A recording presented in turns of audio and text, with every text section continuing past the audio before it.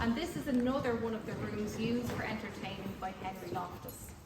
Now this room, we believe, was designed by James Athenian Stewart because of the Greek influence we can see in the architecture here. So we can see there's kind of a Greek design going around the dado rail around the room, which is being blocked off by these big panels. Some arabesques stem the end of the ceiling, and a Greek key design at the end of the ceiling too. But a real giveaway of Stewart's work is what we see right above us here.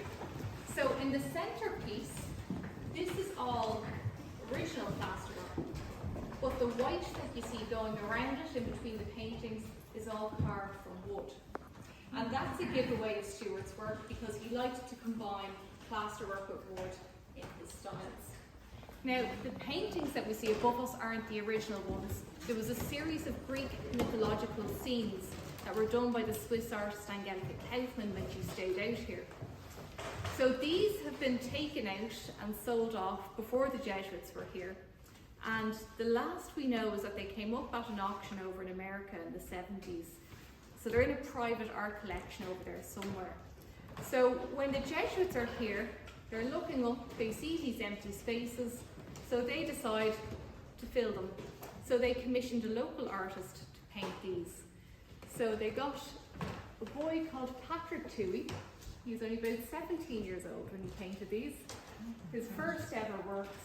And he was a student at Padraig Pearse's St. Enda's School. So he was a local boy, and this kick-started his career. And so we have a series of a life priced up here. So although they're not Kaufmann's, you know, for a teenage boy, they're still very good in their own right. And when the Jesuits were here, they decided they don't need a big room for entertaining. What do Jesuits need? They need sitting rooms. So they placed a wall going from this door over to the French doors here, and they placed another wall down the end of the room, and you can kind of still make out the faint line across the floor there, yeah. And this became two private, separate sitting rooms. Now, sadly, those are blocking up two fireplaces, but we've got very simple Carrara marble fireplaces behind these panels. You can see a little bit peeking out in the ground here. And if you look behind the panels, you'll still see them, but they're very small and they're originals 18th century to the castle. And just to note as well, before we move on, I don't know if anybody noticed the little cutout door in the wall down there. So today we use it as our fire door, but it had a purpose back in the 18th century.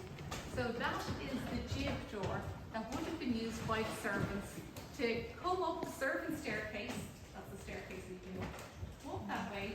They can just nip in here while Henry is entertaining guests, top up their drinks, and quickly remove themselves so they're not to be seen.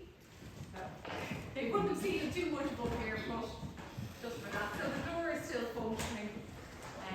And then as well, we've got the French doors over here, which lead out into a double cantilevered staircase made of Portland stone.